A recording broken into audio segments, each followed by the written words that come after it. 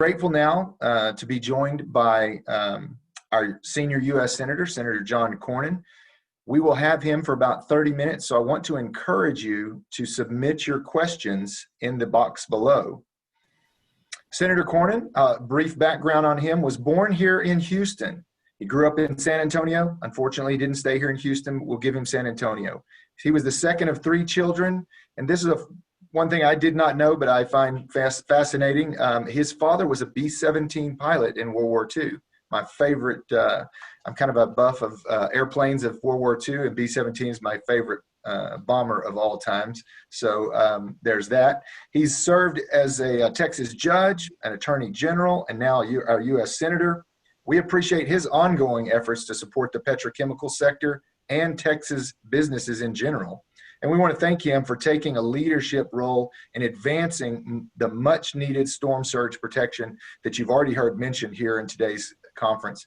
So with that, Senator Cornyn, welcome. Thank you so much for joining us today. Hey, Chad, thank you very much for the introduction, and to all of my friends with the Economic Alliance Houston Port Region. Let me say thank you for holding this forum. I admit I'd much prefer to be there in person, as I was with you a few years ago, but we'll take the virtual connection as a necessity of the times. I was glad, as Chad mentioned, the storm surge protection issue. I was glad Southeast Texas was spared the worst from Hurricane Laura, but we need to continue to be on alert, as you know, during the final 2 months of hurricane season. Our friends in Mississippi, Alabama, Louisiana, and Florida are getting a whole lot of rain in a slow-moving storm in the aftermath of Hurricane Sally. So our thoughts and prayers are with them, and I'm sure we'll be doing what we can to help them through this time. In Texas, we know it's not if, but when we'll see the next hurricane hit our shores. The good news is we're preparing for it right now. I was glad we could meet, Chad, with some of the U.S. Corps of Engineers and tour their proposed sites for storm surge mitigation structures in Galveston Bay back in February. Seems like a lifetime ago. It really does. But many of you remember when the idea for the Sabine Pass to Galveston Bay project came around about more than 15 years ago. It spans nearly 4,000 square miles from Brazoria to Orange County, fortifying and building levees, replacing bridges and dams, and widening channels to keep communities safe from heavy rain and storm surge. But there was one big problem, and it's the usual problem, getting the money for such an ambitious project. 2 years ago, I fought to get the resources needed to make a huge investment in this and other storm surge mitigation along the Texas coast. I later fought to authorize the $3.9 billion that Congress passed for this project so we could work on it and bring it to fruition. So right now, the Sabine Pass to Galveston Bay project is in its final steps before construction and is estimated to be completed by 2026, 4 years ahead of schedule. And the groundwork for this project will be paving the way for the next phase of storm surge protection all along the Gulf Coast. Of course, the next project in the works will protect the very region we're here to talk about today. The Corps is currently working on finalizing its study with the Texas Land Office to provide a comprehensive strategy for flood mitigation and coastal protection for the Houston Ship Channel and along other parts of our coast. 2 years ago, and I know these times are aggravatingly, it seems like it takes aggravatingly long to get it done, but 2 years ago we passed legislation to both secure the full amount needed for the study and to expedite it. Because as I said before, these projects need to remain a top priority. As far as the next steps go, the core study must be finalized by next spring. Then we'll be ready to fight alongside other members of our congressional delegation to get the necessary authorization and then funding by Congress to put this plan into action. Even before hurricane season began, this has been an incredibly challenging time for all Texans, and Congress's responsibility to support our country has never been more important. We are simultaneously facing a pandemic, an economic slowdown, really a recession, and an impassioned discussion about racial injustice that has existed sadly throughout our nation's history. So I appreciate the chance to spend a few moments talking to you about the recent work we've been doing, and then happy to answer some questions. I mentioned the racial injustice, and of course, the George Floyd killing sparked a long overdue conversation. Sadly, it's not isolated, but it sparked a conversation about racial injustice that we need to continue to address in this country. When I talked to the Floyd family, his brother Rodney said, "Senator, we're from Texas, and we want Texas-sized justice." And with that goal in mind, I joined some of my Senate colleagues to introduce the Justice Act that would provide long-term measures to address police reform, accountability, and transparency. It did common sense things that really are not a particularly partisan issue, like ending the use of chokeholds, increased use of body cameras, providing better training for officers, and diversifying our police forces. Even though each of these reforms had bipartisan support, due to the proximity of the election, sadly, the old tendency to partisan dysfunction crept in, and we weren't able to get the bill to move forward at that time. But I just want to tell you now that I am not going to throw in the towel. This is something we need to deal with, and inaction is not an option. Of course, the dominant issue is the coronavirus. Since March, we've been working on multiple relief bills to support our country during this crisis, and so far, 4 of them have been signed into law. Now, I mentioned to you earlier the temptation to partisan dysfunction, particularly as we get closer to the election, 47 days out now. But fortunately, the first 4 bills we passed with overwhelming majorities, some of them even unanimously. The Congress is in the process poured hundreds of billions of dollars into the war against the virus for our hospitals, our research labs, and to increase the availability on things like personal protective equipment and ventilators. But we know that in the process, millions of Texans have lost their jobs or been forced to work fewer hours. So we provided unprecedented support for individuals, small businesses, and industries that have been impacted. We want families to have the money they need to cover their expenses today and the jobs to come back to tomorrow. Many Texans who need a little extra help right now are looking to food banks and other nonprofits across our state that are doing incredible work. And I know many of you and your companies have made generous donations to nonprofit organizations across Texas in your own backyard. These donations, funds, medical equipment, food, PPE make such a difference to our healthcare heroes and Texans in need. So thank you for your incredible example of corporate responsibility and individual generosity. I hope more Texans will notice and follow suit. On top of these challenges that have impacted our entire country, Texas has been hit with a 4th crisis as oil prices have fallen to record lows, creating an even greater economic strain in our energy sector. As you know better than most, a strong domestic energy industry is vital to our economy and national security. Helping our domestic energy industry get back on its feet after such a downturn is a no-brainer and something that a number of you have articulated to me in conversations that we've had over the last few months. The Economic Alliance Houston Port Region and its members have been great partners in the fight to maintain open energy markets and a level playing field for your products and those of companies you work with. It wasn't always easy with calls for more mandates, tariffs, and sanctions on oil and gas. Oil prices have slowly begun to recover, and while that uptick has happened slower than we'd like, it is encouraging nonetheless. To help stabilize domestic energy and get Texans back to work, I've also teamed up with several of my colleagues to introduce the Save Jobs Act.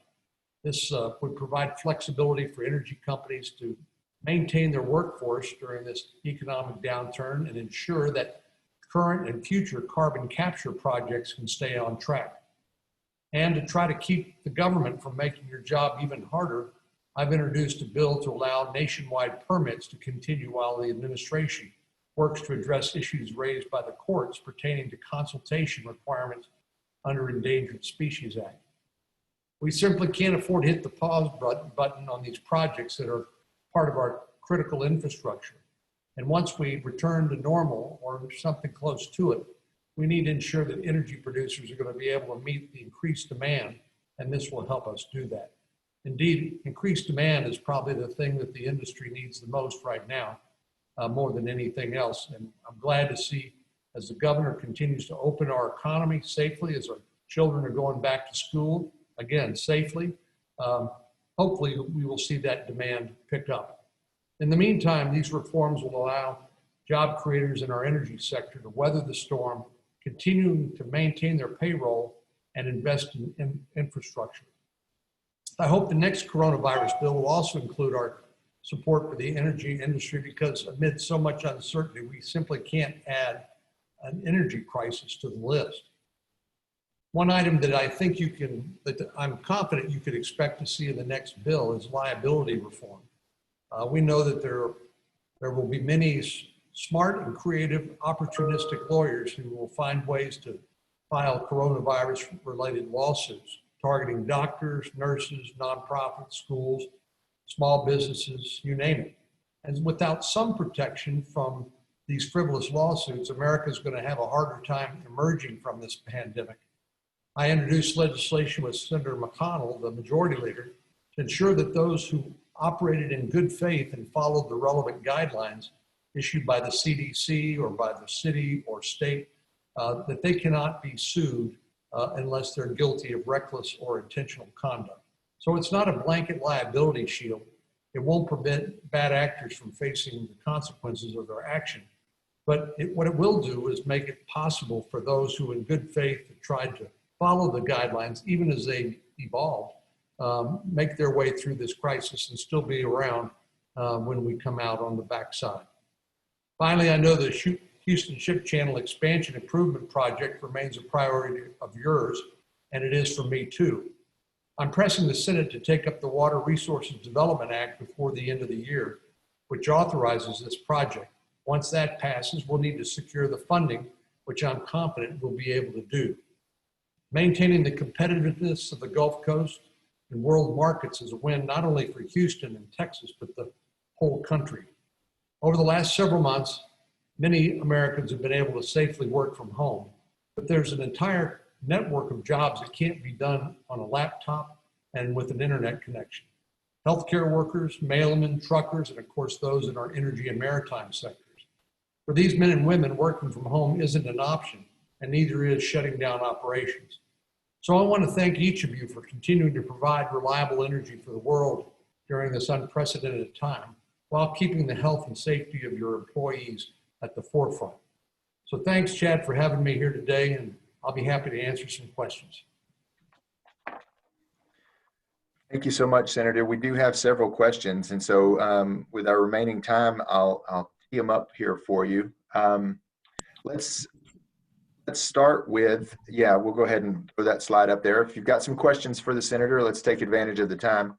First question for you. So do you feel confident about the word bill and authorizing the widening of the Houston Ship Channel? Do you feel confident about that passing by the end of the year, time-wise? I do, Chad. I think, WRDA tends to be a consensus or nonpartisan piece of legislation. Every jurisdiction, every state, every congressional district has a piece of that overall pie. And so usually what that does is it makes sure that we're able to get that done. So I'm optimistic about that. That's good news. Good news. Here's one. I like this question. So as an elected official, you interact with a lot of people all the time, every day. What's been the worst change to your job since COVID-19 has hit? What's it like now for you? Well, I really enjoy a little human connection, a little interaction with people. And while we have a big state, I enjoy traveling around the state and listening to what folks have to say about what we either are doing or not doing that we should be doing in Washington, D.C. And these are pretty politically polarized times. I think that's an understatement. And but we've all had to adapt to the new normal. Many people have continued to get a paycheck, and I'm glad for all of them. What I really am most concerned about are people who, through no fault of their own, aren't receiving an income. We've tried to provide for them with direct payments, unemployment insurance, and incentives for employers to maintain their payroll. But we know that many businesses, especially small businesses, are not going to make it. If you think, for example, about the hospitality industry, this is really, really tough. And I saw that even Governor Abbott's most recent update, all the bars are still closed. And I've been to a few hotels during the last few months, and they're operating at a very low capacity. So, you know, I've got it easy compared to a lot of these folks who as I said, my heart goes out to. But I think all of us are ready to get this virus in the rearview mirror. Thank goodness our healthcare professionals are doing an outstanding job treating people with the virus. We know the overwhelming majority, 98% plus people will recover. But obviously we need to continue to protect the most vulnerable, namely folks who are elderly and folks with underlying chronic illness. So I'm looking forward to a little more human interaction than we were able to have right now. Very good, very good. So let's talk a little bit about some of the trade deals, USMCA. How do you view that, especially here in Texas? What do you see as some of the major benefits coming out of the new USMCA? Well, Chad, you know, it's been kind of an exciting time when it comes to trade. Obviously, China has risen to the top of the list of problematic countries when it comes to trade. I'm glad that the U.S. government has stepped up and held their feet to the fire. We already knew that they were trouble when it came to stealing intellectual property. We know they have very great ambitions, not only to bypass us economically, but also to assert themselves as a military power on the world stage. But, you know, Canada and Japan and Mexico, those are great stories. And I know that there are negotiations underway with the UK following the Brexit. And so, you know, NAFTA, I think the U.S. Chamber of Commerce estimates that roughly 13 million jobs depend on trade between Mexico, Canada, and the United States. And while the USMCA wasn't perfect, it sure beats the alternative, which would be no agreement. As I usually say, we're married to Mexico, and we got to make the marriage work. We can't get a divorce. And while I know President Trump has some very strong and aggressive views on trade, and particularly the use of tariffs, he has been willing to listen and work with us when we've had concerns in various areas. But I know, again, during a pandemic, it's been a tough time. Trade across the Mexico border has been slowed down to essential trade and travel. And many border communities, of course, depend on that income from retail sales by people just crossing the bridge and coming over and patronizing their shops. So trade, I think, remains a high priority because we represent a small part of the world population, and we've got a lot of great people to be able to sell the things we make and grow here in America too. Very good. So, you know, our region in specific, specifically manufactures a lot of products that are referred to as intermediate products. So we make the things that go into everything else that you touch every day, correct? And we send a lot of that product and those intermediate products, those goods, around the world to be manufactured into finished products and then brought back to America to be consumed. What do you think now moving forward that since we are in a position where we have the global advantage on those products now, we can make those products at a cost that puts us at an advantage globally. Now let's look down the road as far as reshoring that finished manufacturing and bringing that back to America. How do you see that playing out? And is that something that's really kind of on the top of the radar for yourself, especially here in Texas? Yeah, it really is, Chad. I think we found out that globalism, you know, sounds like a great idea. Being able to buy something cheap because it's made in places like China. And if you're a consumer, that's great. But what we've learned is the vulnerability of our supply chains, and particularly when it came to things like personal protective equipment. China didn't let the rest of the world know when they first discovered the virus in Wuhan province. In the meantime, they put put their claim in on all the PPE made there. And once we knew that this was a global pandemic, we all were rushing to try to get that PPE for our frontline healthcare workers and other essential personnel. So I think this has caused me certainly to change my attitude, and there's certain supply chain vulnerabilities that we just simply need to bring back to the United States. And just the fact that it can be done cheaper in a place like China. Well, I think we need to take another look at some of these manufacturing facilities, if not in the United States, well, at least in friendly countries like Mexico and like India, which has gotten more closely aligned to the United States. But it's not just PPE, it's also the active ingredient in our medications that we take, and medical equipment and a whole host of other things. One of the things that I'm working on right now is semiconductor manufacturing.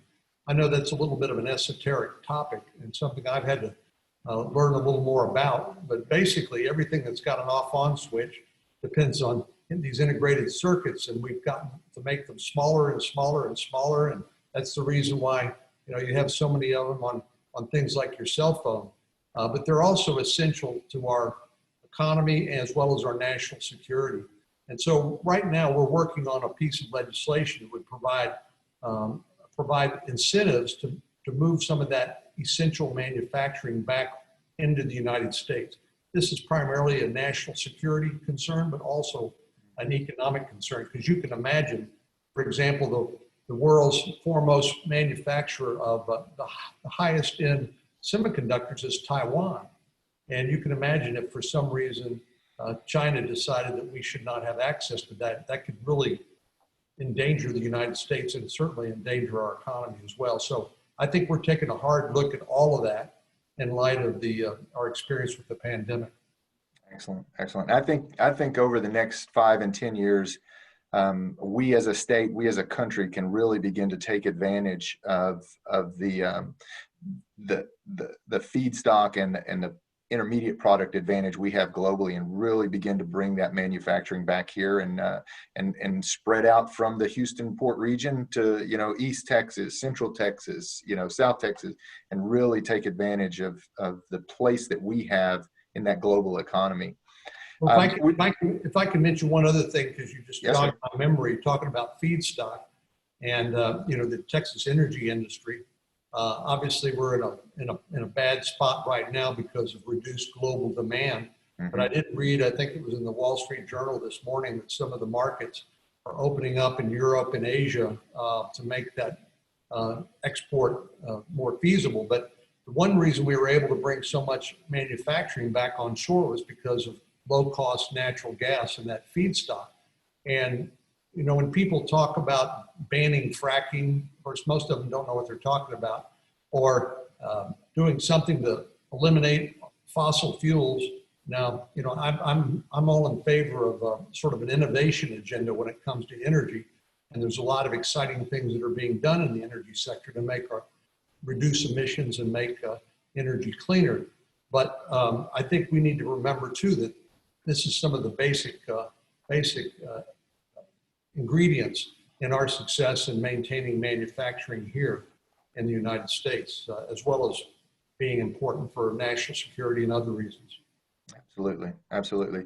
We've got time for one more question. I want to lighten it up a little bit, but we've had fantastic panels and keynote speakers all day long today. And as just kind of organically, one of the themes that has gone through the day is leadership. Not just individually, but as a region. And there's been some really good feedback back and forth. So I want to pose this question to you: what leadership advice would you give young John Cornyn as he was heading into his career? So just a little bit of leadership advice for the younger self as you head down your career in public service. Well, let me just take a stab at that, Chad. I think, one of the keys to leadership and to success in life is to surround yourself with people who can advise you and guide you. I know sometimes our egos make it hard for us to surround ourselves with people who may be as smarter than we are. But personally, I found that to be critically important. And so finding the best and brightest minds and people who've been through an experience that I have not been, and to provide some guidance is I think one of the keys to leadership. But I also would say, particularly in my profession, serving in elected office, you have people who spend a lot of time on cable news and who enjoy what I would call the performance aspect of politics, and then a fewer people who perform the essential work and actually get things done. And one of the things I've enjoyed the most, whether it's getting $30 billion along with the Texas delegation following Hurricane Harvey, or tackling some of these hard problems, is actually working with my colleagues, many of whom view the world in a different way, but find that common ground and actually getting something accomplished. It's not something you're going to see on the front page of the newspaper or on social media or on cable news, but I think it takes that kind of commitment to self-government and making progress. And I think that's, to me, part of the essence of being a good leader. Outstanding. Well, we know our time is up, but really appreciate all the work that you and your staff, this staff does a fantastic job. We appreciate all the work that you do for this region. Thank you for your time today. Thank you for your advice again on leadership, as well as the leadership on the policy side of the equation. So hopefully we will be up there to see you in person soon, Senator. I can't wait. All right. Thank you so much. We'll see you soon. All righty. Outstanding conversation, and just goes to show kind of the willingness to be among the people that Senator Cornyn has. So we want to thank him again and his staff, and of course Jay Guerrero, his district director, that helps us out so much here in this region.